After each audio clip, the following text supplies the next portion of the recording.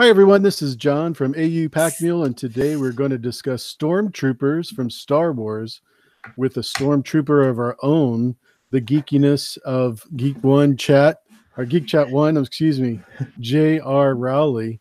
Definitely am excited to talk with you, JR, in regards to this because you have such an unusual perspective. And I hope everyone out there is got their popcorn ready because we're going to dig into this in just a moment. Absolutely. Thank you for having me, John. Appreciate it. Thanks for the invite. Absolutely. Yeah, you're always welcome anytime. You don't need me to invite you on, that's for sure. Well, fantastic. Well, certainly keep note of that. Yeah, open door policy with you. In regards to Stormtroopers, you have definitely experienced both seeing the Stormtroopers on screen. Can you tell me, as far as that part of your life, what you experienced as far as when you saw them, what you thought? Even as a kid, I remember thinking that they were kind of inept. I grew up around military and law enforcement. My dad was a cop. So at a very young age, I realized that Stormtroopers were kind of there for just fodder. They're not really there for a whole lot. So there was basically no structure to them as far as them being a real person. It was more of them being a part of the story that didn't matter, and there was no depth to them. Right, and I thought they were very one-dimensional. A lot of what they didn't really seem to matter. They were there to serve a purpose as an occupying, like, the first introduction we get to them is in the very beginning of A New Hope, episode 4, and seeing them taking over the Corvette cruiser that Princess Leia's on, that she's trying to get uploaded all the information about the Death Star and send R2 and C-3PO on their way. And that's all going on. And they take the ship successfully, but really it's Darth Vader there that you're going, whoa, this guy's something. But the Stormtroopers were there just kind of blah. They were there to do and serve a purpose, but that was it. Exactly. When you saw Luke and Han later in that movie become Stormtroopers by, taking on the uniform, what was your thought process there? Was it something that you assumed that they would know what they're doing? It was that they had to pretend to be what they weren't, which was kind of funny, and it leads to some great comical moments. Excuse me. In the show, like, I always think of Han blowing up the console when he's trying to talk because he's not speaking the Stormtrooper language. So they almost come off as being robotic in a sense, and not speaking the language of the Stormtrooper, so to speak, right? The jargon or the nomenclature that they would be using, because he doesn't know what it is. Which, come to find out later in the series, that he should know what it is because he was an Imperial officer and a pilot. So it's kind of funny later in life figuring that out. Like, you should know how to talk to these guys. Like, that makes no sense. So it might be a little bit of a continuity error there, but it just kind of is what it is. He's like, we're all fine here. How are you? Yeah, it's such a classic moment. I mean, it's great comedy. Harrison Ford totally played it up. It was perfect. I love it, but it's still that question mark of what purpose are the Stormtroopers serving other than, just there. So as far as the daily life of a Stormtrooper, can you give me an idea of what you thought, because of your military background? And for those of you that don't know, JR was in the Marine Corps for 13 years, I believe. Mm-hmm. And so you have a little bit of experience.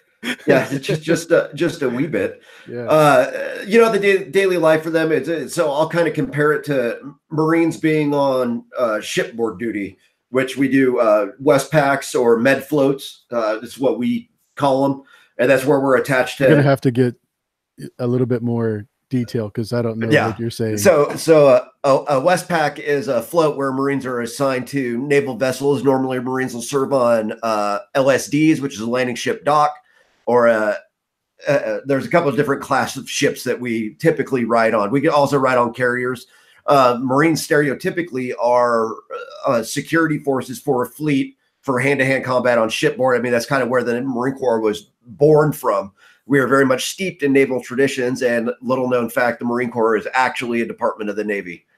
When it comes to budgeting and everything else, there's only three branches of service excluding the Coast Guard, because they're funded out of a separate pile. But out of the tax dollars that get spent on proper defense, so Air Force, Army, and Navy, that's all you get. But we take part of the naval budget. That's how Marines function. So we are actually technically a department of the Navy. But we serve shipboard duties, and Westpac is a West Coast float, which goes through basically the South Pacific, the islands, and can go up into the Persian Gulf and in that general area. And then a med float is the opposite. It's an Atlantic-borne fleet that floats through the Mediterranean, through the Straits of Gibraltar, down into the Red Sea, and out through there, and can also maneuver into the Persian Gulf. So the Persian Gulf is kind of the mixing zone between a Westpac and a med float for us. Gotcha. So that's what it is. And LSD ships are landing ship docks. They have the ability to sink the aft end of the ship below the water line and flood an entire deck. And that's where we launch LCACs, which are hovercraft, or AAVs, which are our amphibious assault vehicles. Out of the tail end of it will come out the aft right into the water, into a beach assault or whatever our landing is going to be. So as far as the daily life, you pretty much have a grind that you go through, or is it always changing depending on what your deployment is? It changes on the deployment and deployment rhythm. If you know you're going into a war area, if you're going into like Iraq or Afghanistan or something like that, your posture is a lot different than just a standard Mediterranean float or a Westpac would be. But you still have your training cycles. You still have your regular duties that you have to perform, training, PT, firearms, everything else. I mean, we set up ranges off the fan tail of the boat, and we'll shoot off the fan tail of the boat because we don't have to worry about it. You're in the middle of the ocean. So we do that kind of stuff. And if something happens while we're at sea to the fleet, because we're always with a carrier group, if something happens, if they call general quarters, that means everybody's manning their battle station. So everybody has an assigned set of battle stations no matter what. So right now in the Red Sea, that would be a call that would be likely to come out because of the piracy going on in and around Somalia and in the Horn near Djibouti, all that. That would be a call that would possibly go out because you're actually doing what Marines have historically done, and that is repelling assaulters onto the boat. So we've got quite a few people that actually followed us. I can't believe that they made it here so quickly. And some new people to the channel, ATJH Travels, who's a big Disney fan, Star Wars fan. He gets the whole family involved in live streams. Of course, Al, Red Sox fan, is here. Bobby Cantilano's here. Alicia Kingston is here. Renee of House Stark is here. Excellent. Johnny B. Crazy's here. Hello and happy birthday, my friend. Yes, happy birthday. And he's going to be streaming later tonight, I believe. Exactly. I was just going to say we're going to raid him as soon as we're done here. So excellent. Tavi Smith is also here. So thanks for being here. Nancy T just popped in. Oh, my goodness. The lovely mother of blankets. Yes, indeed. Awesome. So glad you guys came by. So we were talking about Stormtroopers and JR's experience with being in the military and then trying to convey what that would be like as a real person. As far as your interaction with other civilians outside of the United States, can you give us an example without breaking any classified information? Because we definitely don't want you to do that. So it falls into a couple of different categories. I was a combat engineer in the Marine Corps and nuclear, biological, and chemical weapons warfare, which is now called Seaborne E. And it really depends on the mission set that you're going for. Like we did humanitarian aid missions throughout Central America, where we're working with the civilian indigenous population, building clinics and schools, or the Seabees were drilling wells for them. which is our naval counterpart for Marine Corps engineering, is the Navy Seabees, where their focus is more really the hardcore construction of stuff and setting up of infrastructure. Ours isn't. So they were drilling wells and doing other stuff. And that was in Belize, Nicaragua, El Salvador, kind of all through Central America and up into part of North America. So that's a very different experience.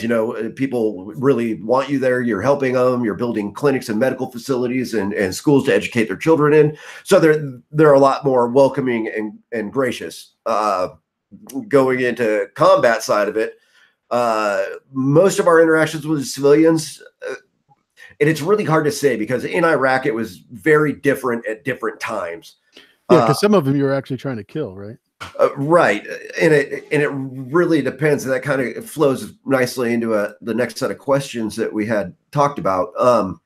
So I was there in 2003 during the liberation of Iraq itself. Or invasion.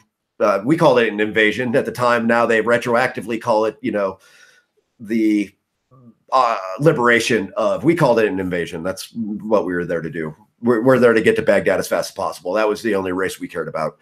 And then it was very much regional during that time frame in Iraq. Everybody in the South loved us because they suffered the most under Saddam's occupation. He would often cut off water supplies to the South to bring them to heal. He would flood them. He would do any number of things to keep control over the South. The South is mostly made up of nomadic herders, which are called Bedouin. The Bedouins were very hospitable people. Star Wars comparison, they live a very rugged and austere lifestyle. That's just the nature of they are nomadic. Be kind of like the Tusken Raiders on Tatooine. I mean, that's literally what they live for. I mean, they still live in very clannish environments. They only deal with their families or other Bedouin herders that they kind of travel with or pack up with. They didn't mind us so much. They knew what we were doing. They stayed out of our way. They were cautiously optimistic is probably the best way that I can explain it. They would wave to us. I've eaten meal, kill me kind of thing. Yeah, and very, very nice people, very hospitable. Invited us in for dinner in the main tent, which huge honor. Had to eat a eyeball out of a sheep that was being cooked. Whole different story. Well, lamb or goat, whichever it was. Anyway, it's a place of honor among them to have one of the two eyeballs because there's only two. So typically the leader of the outside group was me, and then the elder of the clan, for lack of a better term, ate the other one. So that's kind of a deal inside of the Bedouin culture, which is a subset of the overall Iraqi culture as a whole. Yeah. And then as we moved up further north, obviously it changed a little bit. The thing that was really striking is it's a conscript army. At that time under Saddam, it was a conscripted army. They didn't want to fight us. They knew they didn't want to fight us. They didn't want any part of it. So there was a lot of times until we got up to about Nasiriyah in 2003, we would find empty fighting positions with neatly folded uniforms and an unloaded AK laying on top of it. They wanted no part of it. And you could see foot tracks through the sand where they beat feet because they knew we were coming because they just defected from the army, essentially is what they did. They didn't want any part of it. And then it obviously changed from there north. So when you watch the Stormtroopers on TV or on the big screen, depending on what you actually saw, can you tell me, were you expecting them to be over aggressive, or were you just thinking, hey, they're just, I mean, because you have obviously been in the military during the time of watching the movies. Actually, funny enough, I saw the premiere, but it wasn't even a premiere. It was before it premiered. We got to see episode 3 in Iraq before it actually came out in theaters in the US. George Lucas actually sent us copies that were still watermarked LucasArts Ltd at the bottom of it. And we got to view it in a huge tent and watch the Revenge of the Sith. in there. So yeah, we're literally watching it while in a war zone, in combat, in active engagement with the enemy. And here we are still watching Star Wars. It's kind of one of those funny things. And Star Wars as a whole is one of those weird things that bonds everybody. It's like a universal language, even inside the military, much as it is in civilian life. Star Wars doesn't know a color, a creed, a gender, or anything. It only knows Star Wars.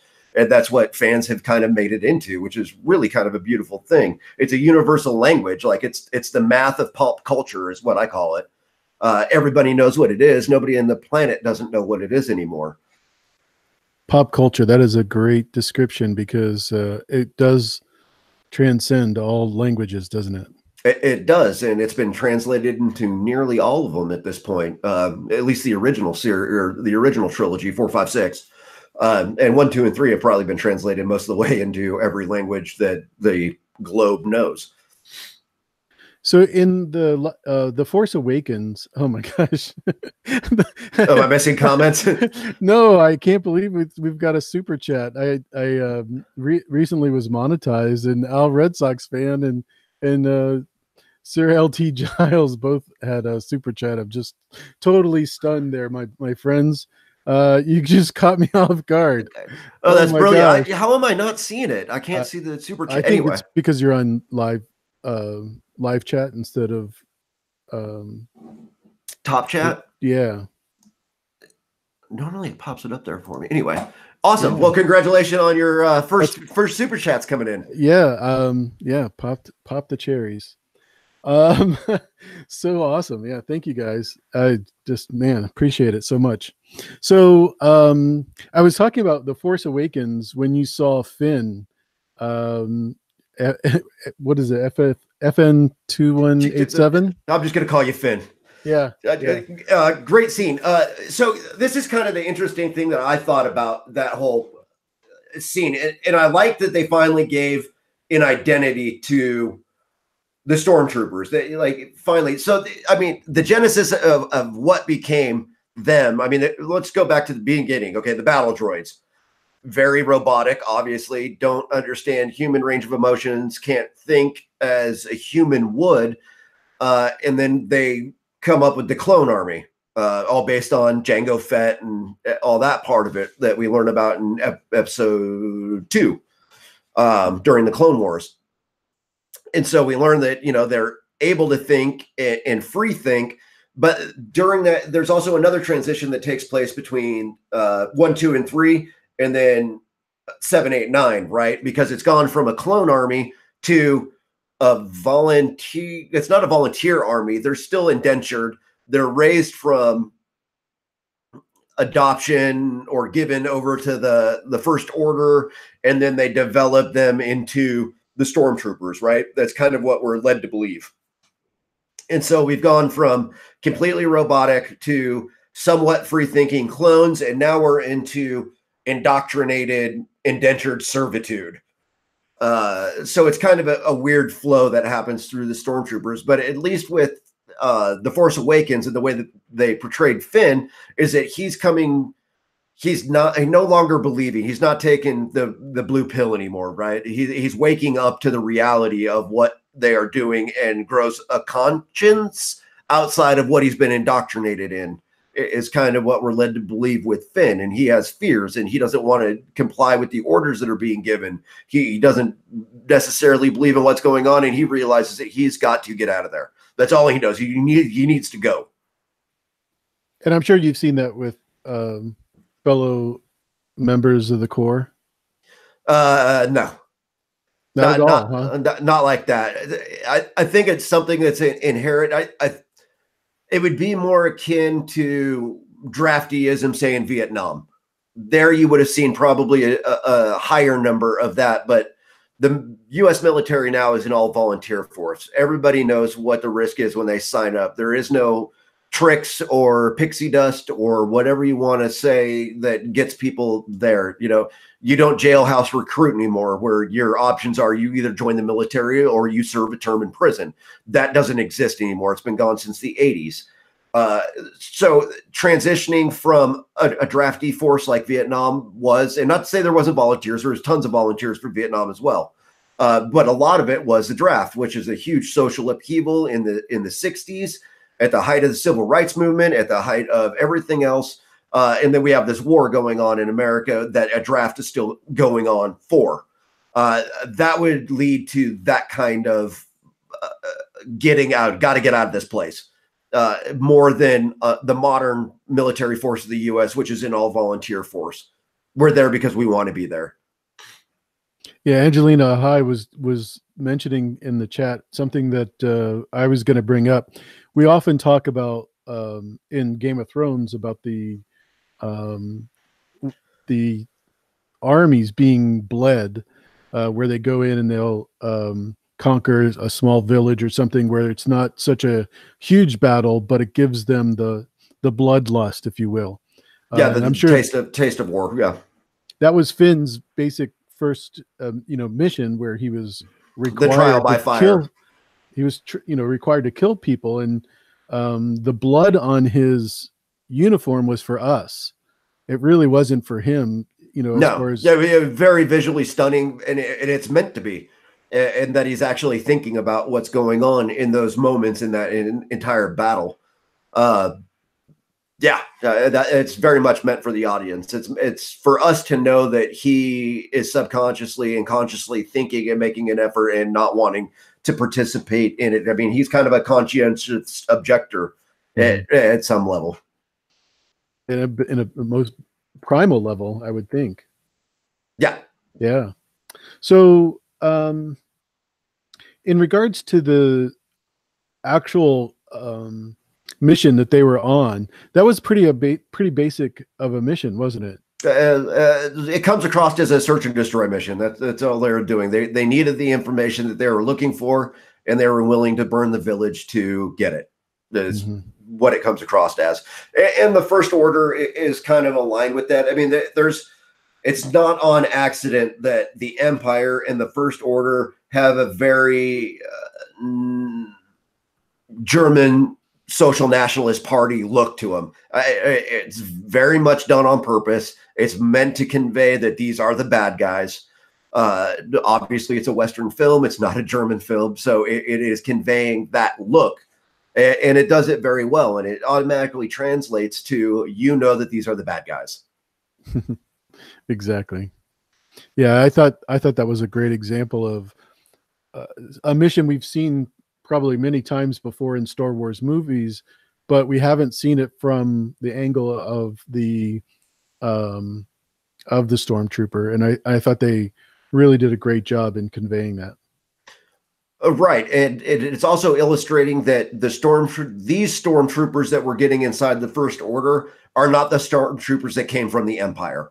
They're different. The Empire leftovers, that was the end runs of the clones, right? I mean, That's basically, we have the end life cycle of the clones from the Clone Wars, that they're at the end of the life cycle during the events of 4, 5, and 6. So when we pick up into 7 and we're, 20, 30, 40 years past that, whatever the case may be, judging by Mark Hamill's looks, probably 30 years, I guess, if we're going to go with that. Don't go by what Mark Hamill looks like. Right. It's kind of hard to after the car accident or Wampa attack, whichever you want to call it. Yeah. So we're meant to understand that these are different than the clone troopers that they're ultimately replacing. This is a new system that they came up with, and they're using indentured servants in some regard. And part of that's actually explained through Rey's story arc too, where she's ultimately a slave on Tatooine and working and salvaging for food rations for survival. Yeah. So I mean, ultimately, it's indentured servitude, because without the food rations, she can't live. Without the salvaging to get food rations, she has no life. So Finn and Rey are very much meant to mirror each other in the very beginning of it, that they're forced into this life. Yeah, it was Jakku, not Tatooine. I know exactly Jakku, what you meant. Yeah. And it was really why does everybody want to go back to Jakku? Exactly.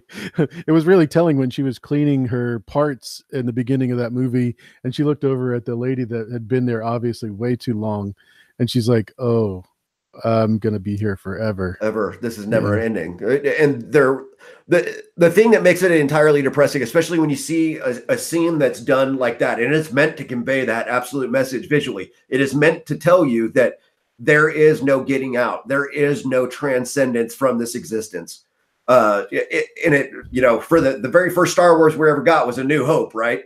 And this just sucked all hope out of everything. I mean, it is a desolate, ugly world that she is forced to live in.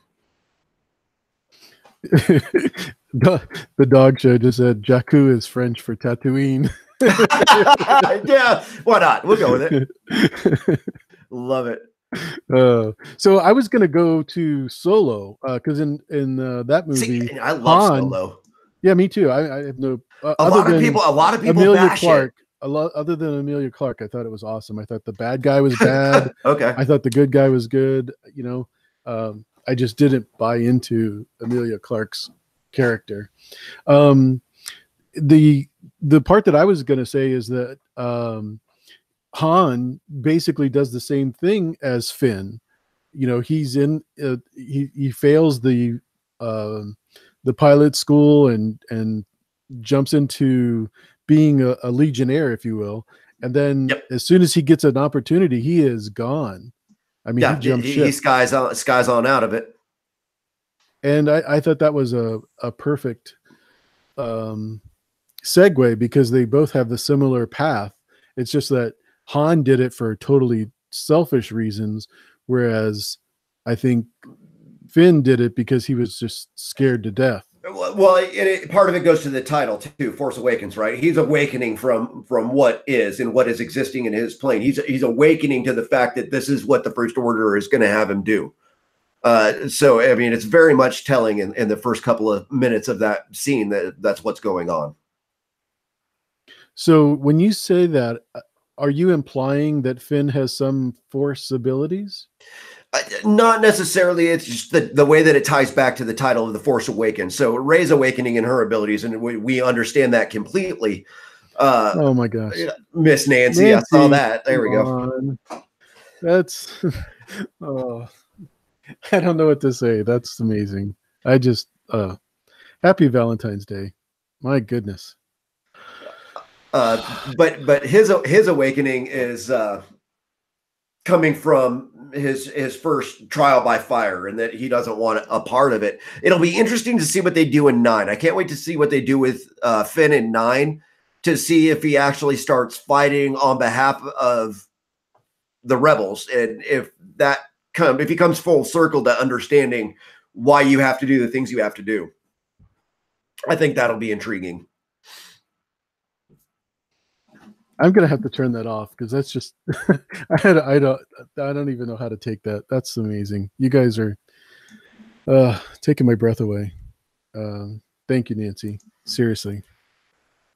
In regards to the soldiering, did you see anything that was totally out of line as far as them obeying or disobeying orders, or how that worked? So, obeying and disobeying orders. So, since the Geneva Convention and Articles of War and what is and isn't allowed, and a lot of this came after the Nuremberg trials of World War II. The famous Nazi Germany expression was, "I did as I was ordered." So, in order to circumvent that in the future, every service member that ascribes to the Geneva Convention and Geneva Articles is morally obligated to refuse orders that are illegal, that are asking you to do something beyond normal moral grounds. You can no longer sit idly by and pump gas into a gas chamber knowing what is happening. You don't get to say, "I was just doing what I was ordered." You have a moral obligation to refuse. And yes, it might cost you your life, depending on what military you're serving on. But that's what it's there for. And it takes away the ability for atrocities like that to happen in theory. But as far as what they do, it's hard to say. It's in a galaxy far, far away and a long, long time ago, isn't it? Yeah, exactly. Yeah. What did you think of the uniforms? I mean, those are obviously super visually stunning. I think of all of the uniforms we've seen, they did a great job in making sure that they were very distinguished from any other person that you would come across, no matter what race or species they were. We could always talk about how well they shoot or how well that uniform deflects blaster fire, but Yeah, um, which is they suck, and it doesn't stop anything apparently. You yeah. get one hit and they're down. I mean, it's kind of what it is. I'll set it to stun. Yeah, I don't know. Yeah, their marksmanship. They need a lot of schooling on marksmanship. That's for sure. So, in regard to the uniform, though, that is a pretty interesting Oh, they're uniform. meant to be intimidating. You must have thought you must have had a pretty strong opinion of it once you saw it. Uh, no, I mean they're meant to be intimidating. It's meant to be menacing. Uh, and the one thing that it does do, which we don't really do, the only thing that you could kind of say that we do that's similar is when we're in full chemical protective gear, we would look a little bit Stormtrooper-ish, but that's for our protection against chemical warfare and nerve agents and all that sort of thing, right? That would be the only close comparison that we would get to. But most of the time we're unmasked. They see our faces. So you still have, that you're dealing with a human. It's humanity, that it appeals to humanity, right? And there's a reason that we don't wear masks and do that sort of thing. And it takes away their individuality. And that's what it's very much meant to do inside of the Empire or the First Order. It's meant to take away that individual look or anything. It's to make them completely uniform, that they are a cog in the machine. That's it. Yeah, I think that's a great way of putting it, a cog, just one more piece to the puzzle, especially when you see all of those troops whenever the Amassing. Emperor comes in, or Vader is there. There's 1,000 of them there just to present themselves. And then when we see them in the First Order, did you see anything that was different, or did you just say these guys are just the same piece to that puzzle? I thought it was more piece to the puzzle until we started getting the Finn side of it and the Captain Phasma story and kind of that developing. That's when you start getting a notion that it's a lot different. And I think Dog said that in 4, 5, and 6, they're not meant to be clone troopers. I kind of disagree just because of the way they are. I understand what you're saying completely, Dog, and I just somewhat disagree with it. I think you're going to have the leftover remnants of the clones before you can reproduce an entire generation of soldiers, professional soldiers inside of the Stormtroopers. Dog said they look shinier. They look shinier. Yeah. Well, they had a lot more time on their hands to buff out the armor. So if you were making an army, kind of like the Unsullied, would you want them to be clones, or would you want them to be more like the First Order, where they're trained from children or young babies? Well, in my own world, in a perfect army, yeah, I'd have nothing but volunteers. It's the only way to do it. There's a reason the rebellion inside of Star Wars does what it does. It's because people are fighting for a reason. But when you're just conscripted into it or born into it or anything like this, what's your purpose in fighting? Are you just there to fight, or are you fighting for a reason or ideal? Or to me, there's no meat on the bone. That's what the Americans did in the American Revolution, right? They were all volunteers. They all had a skin in the fight. So exactly. Oh my gosh. Oh. Angelina, hi, how are we doing?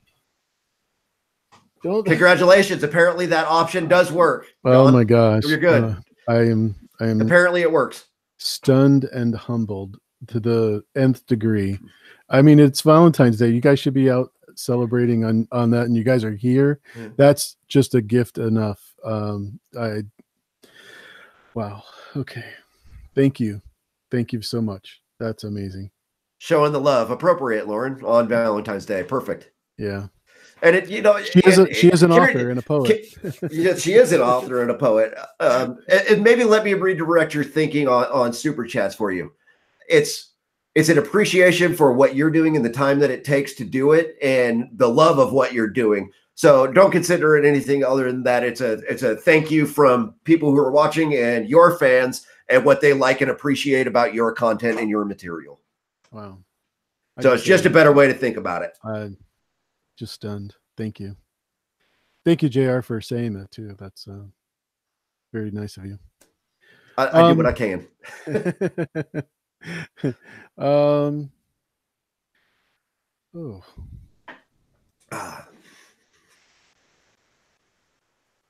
So as far as the armor, you didn't okay, we've got the helmet. You obviously have that as a protection from what we really don't see any benefit to that either, right? I mean, no, because it's not as if it's supposed to be a spacesuit. I mean, it's obviously not, because there's nothing to attach to the collar, to the neck, or to the base of the helmet, right? It's not meant to be like a Spartan suit in why can't I think of the name of it right now? Xbox. No, Xbox. God, Halo. There we go. Oh, okay. Halo, you know, the Spartan suit is actually meant to be a spacesuit because the neck actually attaches to the helmet, and the suit is a entire collective suit as a whole. That's not what the Stormtroopers have at any time. They just take their helmet off and they have the neck piece that still comes up high, but it's not meant to be sealed helmet. Right. And we do have to remember we were talking about people in space, so it's not like they do have to have certain changes in atmospheric, but I think most of it is just to keep them unidentified, keep them generic. Right. And, you know, unfortunately, this is something that you see in the battlefield, and it doesn't matter what war it is. It's something that happens every time. And it happens for a myriad of reasons. Psychological is probably the most important one. There's a reason that we have a derogatory slang term for everyone that we've ever fought, whether that was Jerry's for Germans or Nips for the Japanese, which is a play off Nippon. You know, gooks from Vietnam. Right. You know, ragheads in 91 during Desert Storm was the nomenclature. We called them Hajis or Gannies. And it's meant to do, it's psychological more than anything else. Sure. Even though we get told to call them third country nationals, TCNs, or we get told to call them any number of things. You don't, because it's easier to say Haji. Well, the Haji over there, Haji 1 or Haji 2, which one are you talking about? Right? I mean, it's meant to dehumanize them, to able the individual to do the job when it comes to the grind of what we actually functionally do for an occupation. And that's very much what they're doing with the mask in the Stormtrooper realm. I mean, they're taking away the identifiable part of it. They're peeling back every piece of humanity that you could see, whether it's visually or individual ideas or anything else. They're not expressed at all on there, and it's done that way on purpose. So you obviously got to see Clone Wars, where they were battling against the droids, and the droids look absolutely ridiculous. But yeah, nowadays we see droids doing just about everything. Correct. Battle bots and even bomb deployment and things like that. Yep. What would you rather see? I mean, because of the loss of life and loss of not only life but limb and dismemberment, what would you rather see in regards to having either, like I said, volunteers or the droids? The most important 6 inches on a battlefield inherently is going to be what's in between somebody's ears. It's the only thing that matters. We use droids, robots. We use all sorts of stuff, especially in my field. I was a sapper team section leader. So if you saw the Hurt Locker and countering IEDs and mines, that's what sappers do. That's part of our job set. EOD is a kind of a separate thing. It does a lot more than we do. It goes into the nuclear side of it, which is why I was cross-trained with other stuff. But sappers are not EOD. We aren't there to blow up everything. There's times that we would call EOD in if we thought it was over our heads, right? So I'm not saying we're the end all to end all, but we have the ability to do a lot of what they do and not have them out all the time where you're waiting, 20 hours for an EOD call, right? You're sitting in the same spot for 20 hours. And let me assure you how not much of a great idea that is, sitting in the same spot in the open for 20 hours. In enemy territory. In enemy territory, right? And especially in Iraq. I mean, it's a 360-degree battlefield. It's all around you. There is no safe spot. Right. Especially with an enemy that is hiding amongst the populace themselves.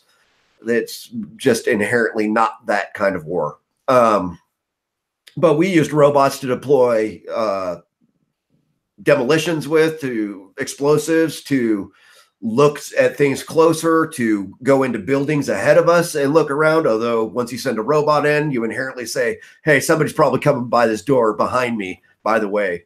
At which point sappers would just breach the wall instead of going through the door. But that's a wholly different issue, I suppose. Never go where they think you're going to go in another way. It's kind of a sapper motto. Why use a door? We'll make our own. So I would rather see more robots get blown up than my own teammates. No That's all it comes down to. No doubt. And don't get me wrong, we have a certain, maybe it is because of Star Wars that we do develop a certain affection or affinity towards some of our bots and our equipment, because they're semi-humanoid, not really, but they become like a pet almost. It's kind of ridiculous how you become bonded with equipment like that. Like, I've never seen anything like it. I mean, you would understand it more so if it was, a working dog, and we got attached with working dogs all the time. And that is inherently different too. And I would send a robot in before I'd send a dog. I mean, the dog would be my last choice to go and do whatever we have to do, although they serve an absolutely functional purpose. But I also don't want to see a teammate get injured because the dog is. Right. The robots are expendable, although it's kind of weird that we develop almost a relationship with a robot, right? Because it's our lucky robot, or it's, and it's because it's a piece of equipment you use so much that you kind of develop that relationship with. I suppose it's no different than naming a rifle at some point, or a car. Yeah. I mean, we named all of our bots, and we loved, all of them. And when we'd have to send them in to get worked on, we didn't want to go on missions without them. I mean, you develop that kind of thing. It's really kind of odd. I never really even thought about that until right now, which is probably says something. No, it's because, you're reminded. And that's one of the great things about having this discussion, is that we can talk about it and then see where we need to go. And also, when we see it on screen, we don't take it for granted. Well, yeah, I suppose, do I feel bad about robots getting blown up, though? No. But am I sad and pissed off that now I'm down a robot? Oh, absolutely. Because that means, 20 minutes down the road, I'm going to have to send in one of my own guys, which I wouldn't. I would only go and do it. You can ask anybody on my team that one. Yeah, Dog says send in porgs. Send in the porgs. Yeah, I saw that. It's actually been done in warfare before, especially inside counter mining operations, which is inherently an engineer and sapper thing.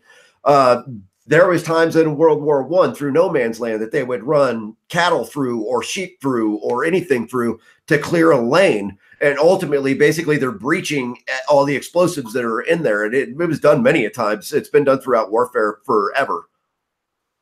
Al Red Sox fan says porgs are stupid. Except for when they look at you, Starks.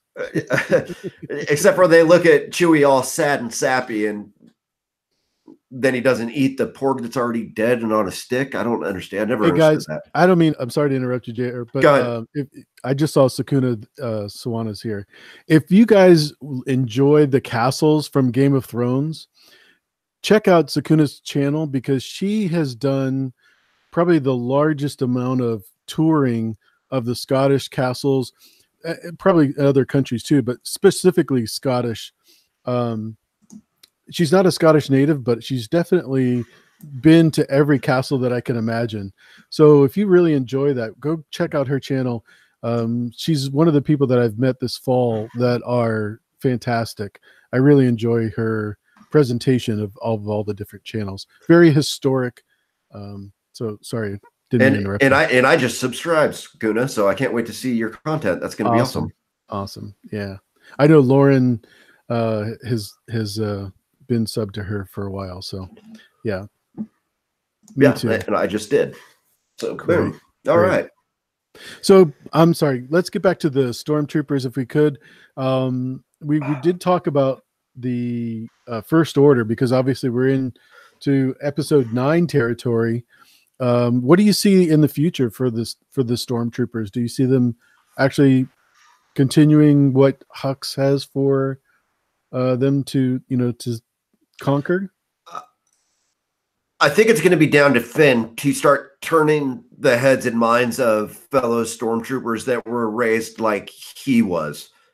And I think only Finn can do it. And I don't know that he's force sensitive or not. I don't know what's going on with him per se. I mean, I could speculate, but I'll save that for another time and another channel, I suppose. Mm-hmm. But I think it's going to be up to him to try and convince them that what they're doing is inherently wrong, or that it's not of their own free will. It's not their own volition coming out. They're following orders, and to think about what they're doing and force that individual thought into them.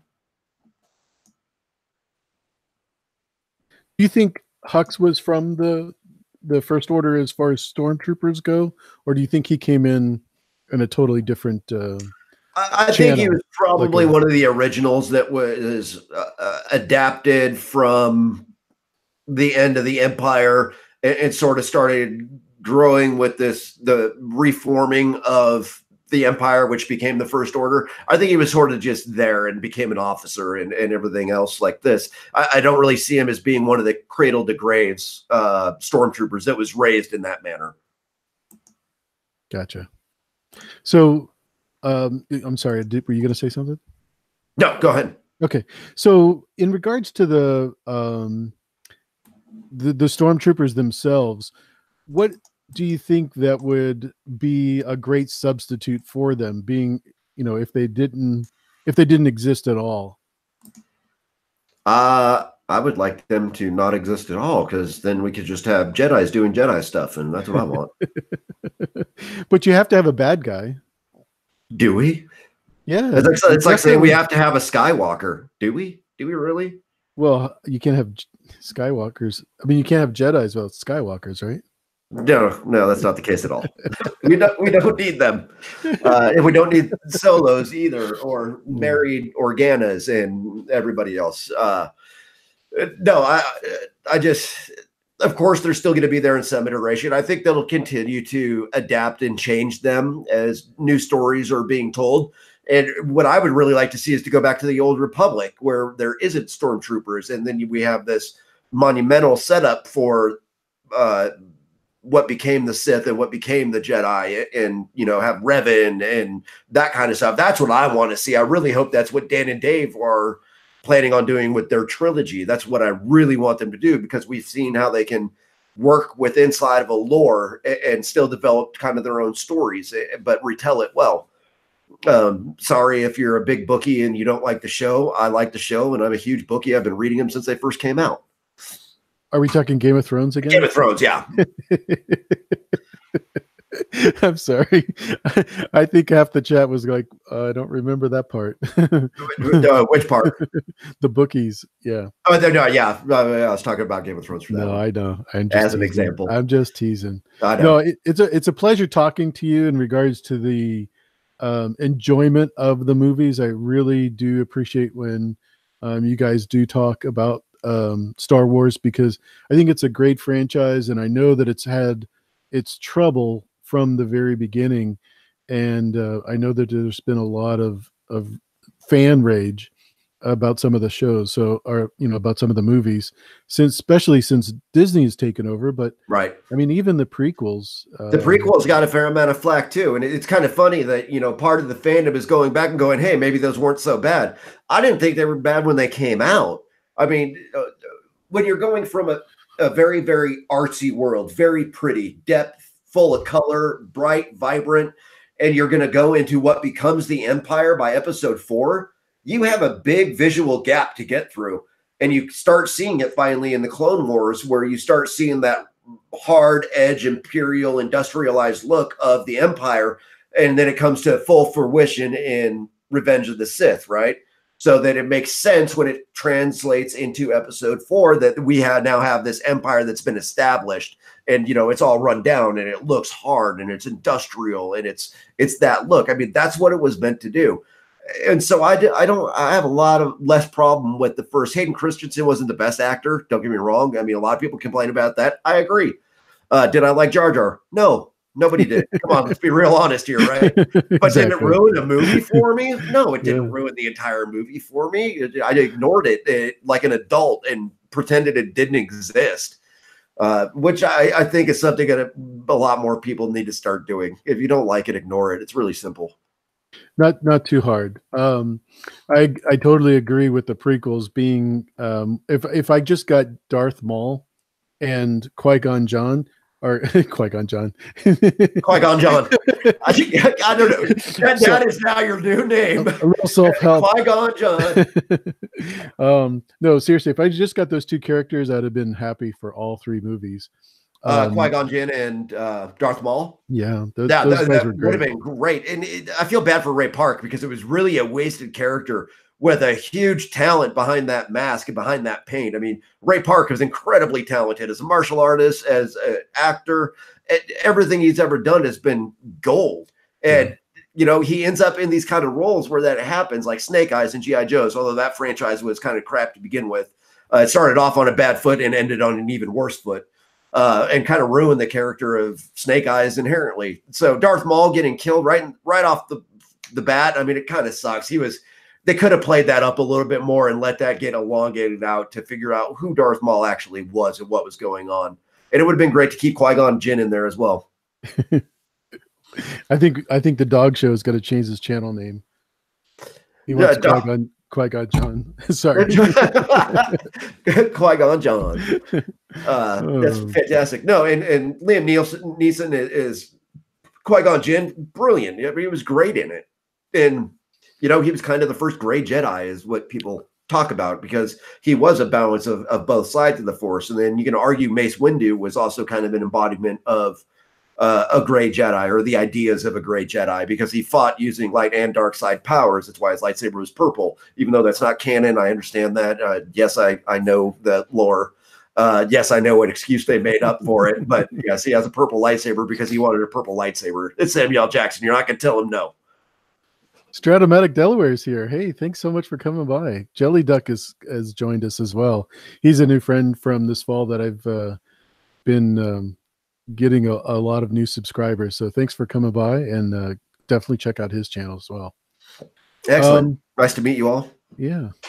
So yeah, I think that they missed a great opportunity with him, Liam Neeson, being part of the franchise from the beginning. So glad to get that character. Yeah, I agree. And Ray Park and Darth Maul, I put in the same boat. Like I would have liked to see a lot more Darth Maul development than what we got.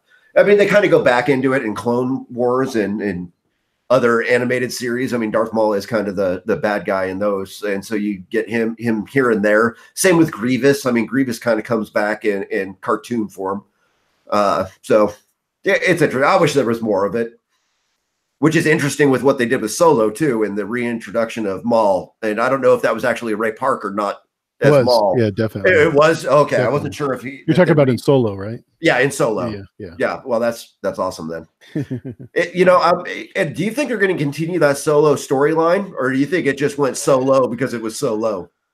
I think the problem is selling the fans on doing any more Disney spin-off type of things. See, and I think that sucks. I'm hoping like that 9 will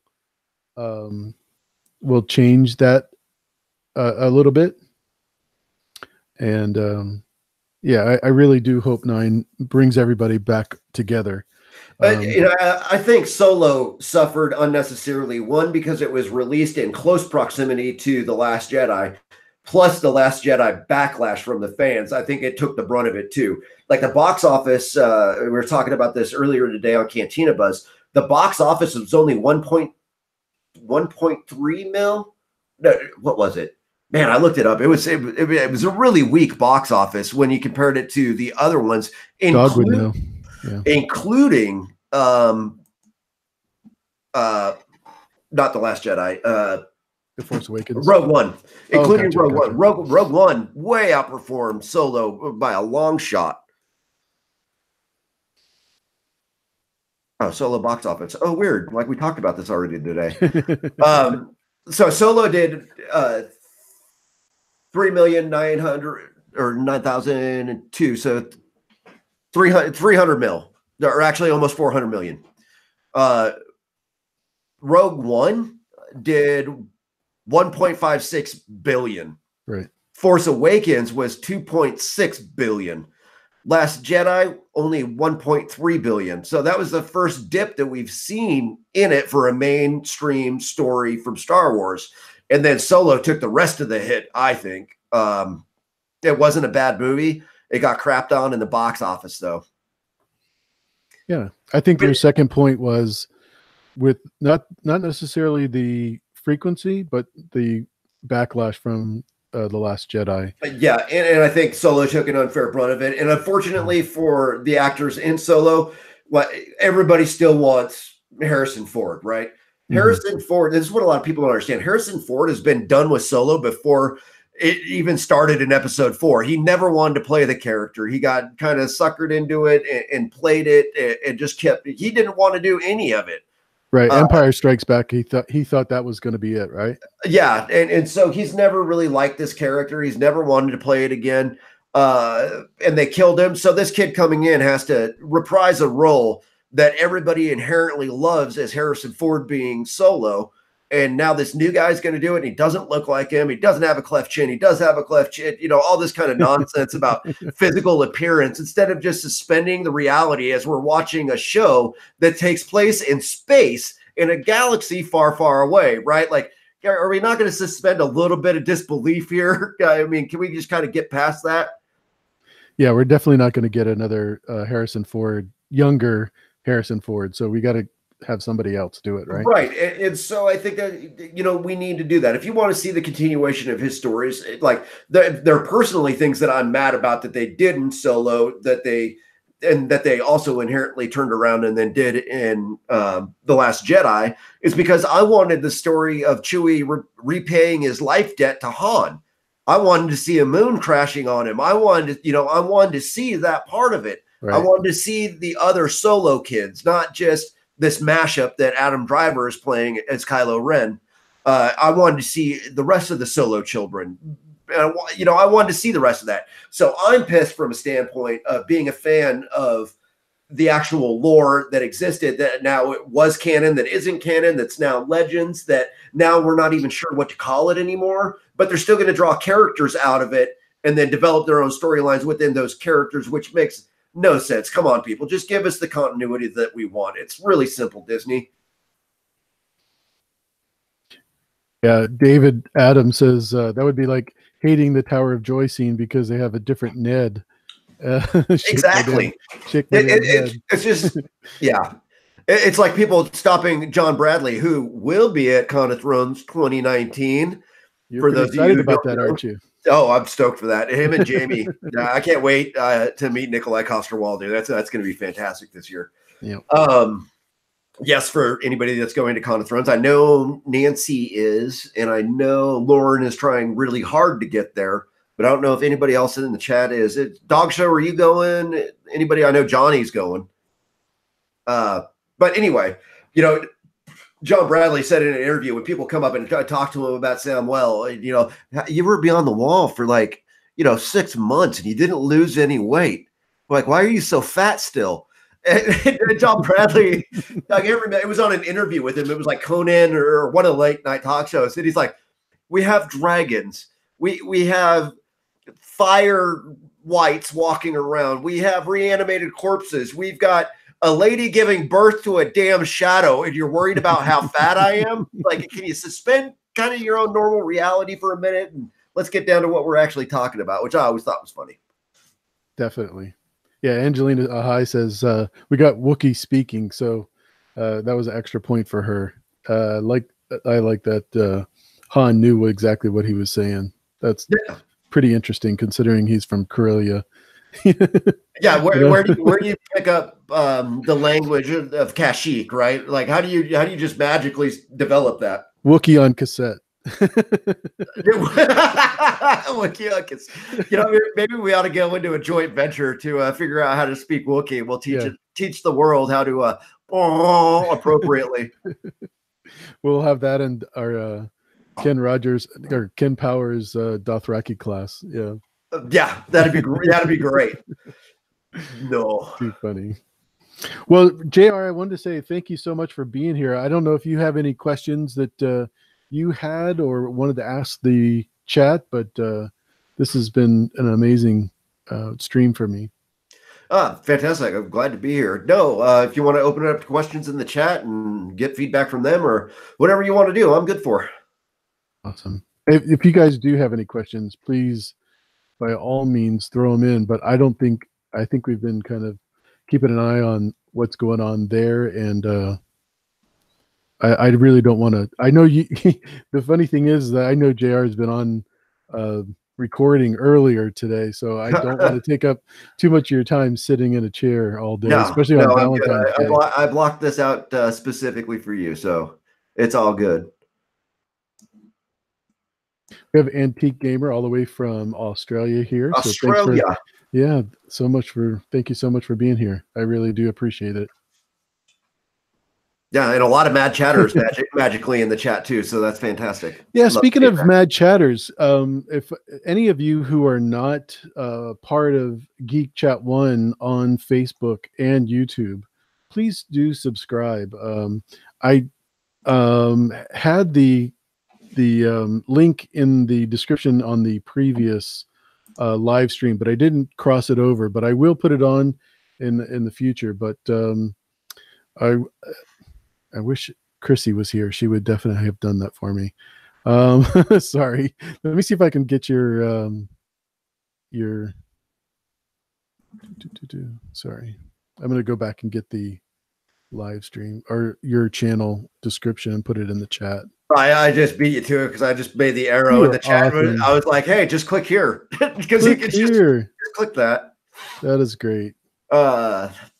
Pretty funny. Lauren did ask a question. Rogue One, best Star Wars film ever or best standalone film? What are your thoughts on that one? Say that again. I didn't quite hear. It's from Lauren, right? And she wanted to know Rogue One, best Star Wars film ever or best standalone film ever? I would say standalone because I think it could for someone not to watch Star Wars, you could watch that movie and enjoy it 100%. Independently of? Mm-hmm. Yeah. And I agree. I think it's definitely the strongest out of the Disney productions. That's out of what Disney has done. Rogue One is by far my favorite. Is it a story we needed to be told? No, not necessarily. We kind of walked into episode 4 with an understanding, we develop an understanding of these plans came at a very high cost. We don't know what that is. Is it a cool backstory to tell it? Absolutely is. It just had its premiere in the US for television on TNT recently. And I caught myself. I watched it. I watched the whole thing. They got me. I watched the whole thing on TNT and I'm just blown away how well it just stands up. It's a good film. It's done well. It has characters that are appealing. They worm their way into your little whatever's left of your black heart. And, I find myself choking up in that movie. Anytime anybody self-sacrifices for me, it's one of those things that always gets me, especially now, because I've seen it in real life and it just invokes that emotion for me and those kind of things. But I always tear up whenever that story comes on. And the first time I saw it in the theater, I cried.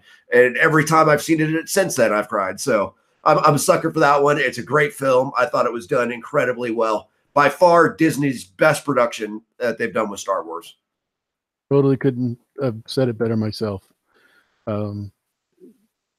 Speaking of Stormtroopers, we got to see so many different levels of Stormtroopers in that movie. That for me it was outstanding. and stuff that we haven't seen since then. but maybe we'll get again. Yeah, it'd be cool to see it.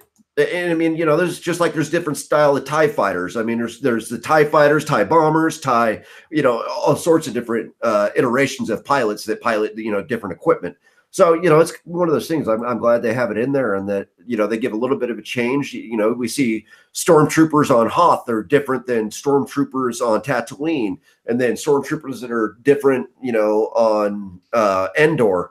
You know, they have to adapt to the environment that they're given to work in, right? And so they develop camouflage on Endor. And, you know, Hoth, they're pretty much golden on because they're white anyway, but, you know, they have warmer looking equipment. So they, you know, they've done pretty well with it. And I don't mind seeing new adaptations of Stormtroopers by any stretch. I did have one question for you. What you got? Which droid would make the best pirate? Would make the best pirate? Mm-hmm. Pilot, like our pirate, right? Not pilot. We're talking Captain Hook, right? Correct. Okay. Would make the best pirate. Man. You just said it. R2? D2. R2D2 would be the best pirate. Well, we already know he's effective on sort ships. Of ships, right? I mean, he can work on the barge. If he can work on the barge, he can work on a ship. Exactly. Antique Gamer asked, sorry, AU and JR, how much hardcore Star Wars do you both think you are? Ooh, it's like, how hardcore are we on Star Wars? For me, I would have to say a 5. Only because I think I'm a 10, but when I go to find information, there is libraries of encyclopedias that I haven't delved into that have so much more information. You know what I mean? And that's a great thing about Star Wars, isn't it, though? That if you want to dig deeper, you can find way more information about one thing than you ever thought you wanted to know.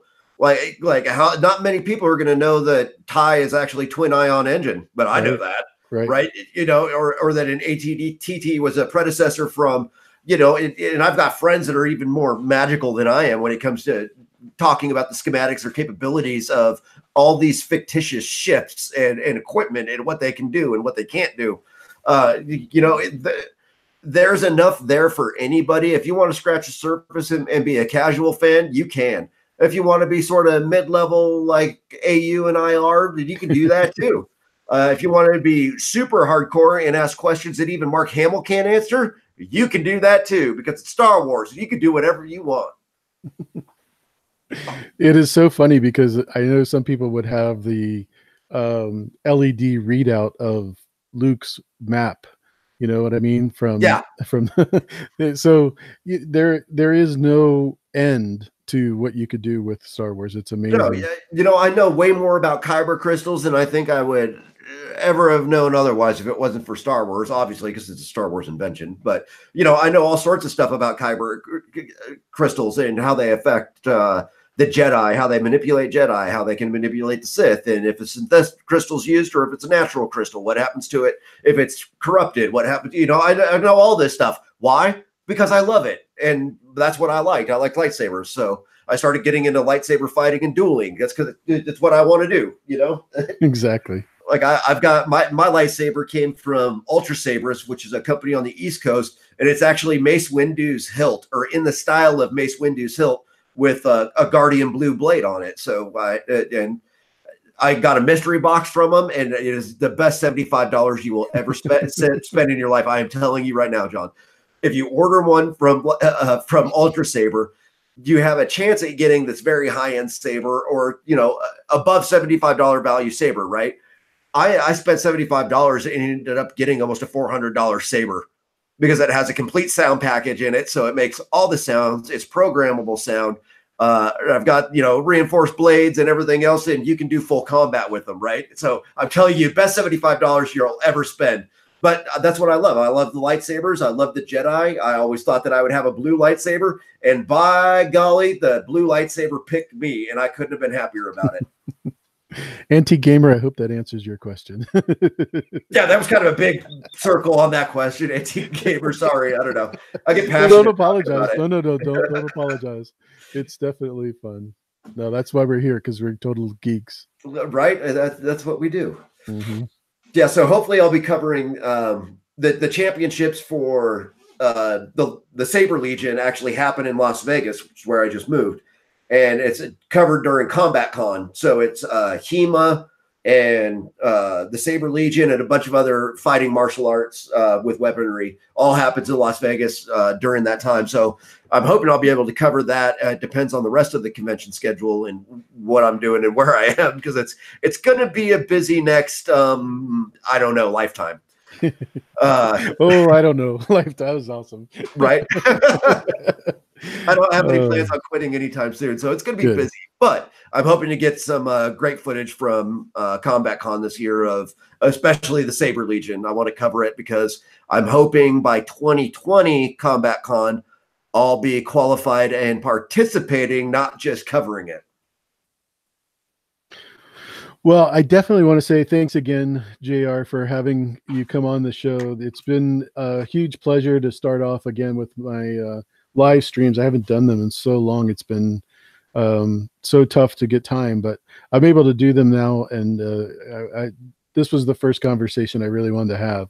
So your unique experience has been a real pleasure to talk about. And I know that you have other things that are coming up that you're going to be talking about, especially with being in the military and retired.